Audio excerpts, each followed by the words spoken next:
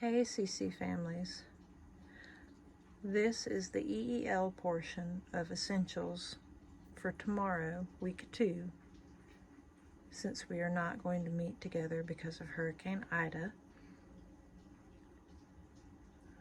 Our topic this week is verbs, and we're going to throw a lot of information out there all at one time, but don't worry about it if you don't understand it all. Do the best you can. This is an overview week. We will actually go through individually as we go through the year the different attributes, tenses, and types of verbs. So let's get started. A verb is a word that asserts an action, shows a state of being, links two words together, or helps another verb. And actually this year in cycle 1, from weeks 14 through 24, we will be studying and memorizing the list of linking and helping verbs.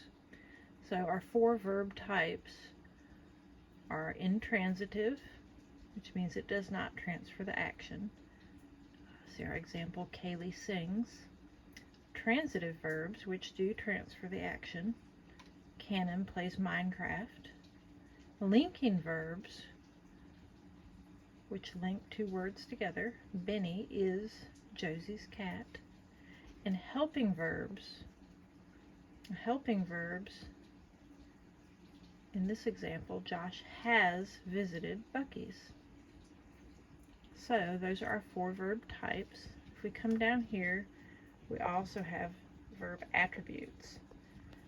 Verb attributes are number, is in singular or plural, person, first, second, or third, I, we is first person, you and you all would be second, him, her, it, and they for third.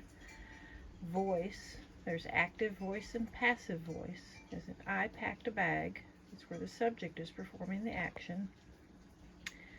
And passive voice would be, the bag was packed by me, where the subject receives the action.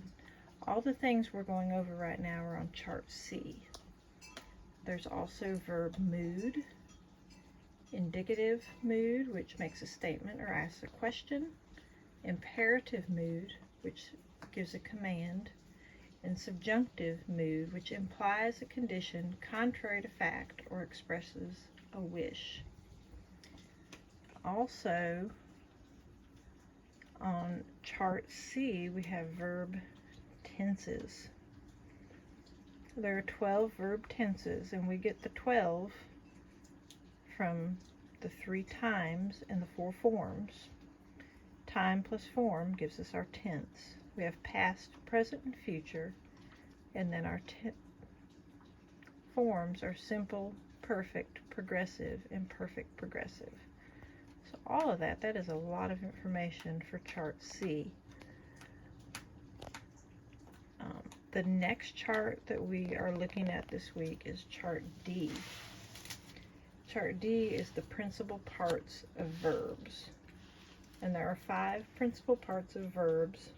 There's the infinitive, the present, the past, present participle, and past participle.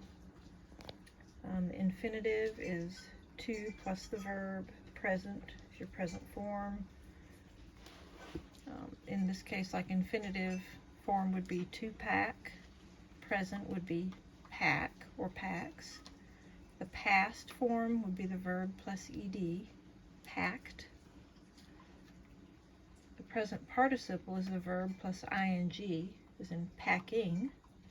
And past participle can be the verb plus ed or en or t. As in packed again. So that is a lot of information about verbs. What you're going to want to do this week is to continue working with chart A, learning your 8 parts of speech and your 5 parts of a sentence. Recite it every day, memorize as much as you can, And then on chart C and D, if you are a first tour student, concentrate on reading the charts out loud. Maybe go over the irregular verb list on chart D and really concentrate on chart C. And copy the definitions that are in the large or bold green type. If you're a 2 or 2, you want to pretty much copy everything in green on chart C and recite everything in green also. If you're a 2 or 3 student, you should be ready to pretty much copy everything and be able to recite it all. So keep working on it. I will send out an email that will have the links to these videos and maybe some other files that I think will be helpful this week. I hope y'all stay safe, and I'll see you soon.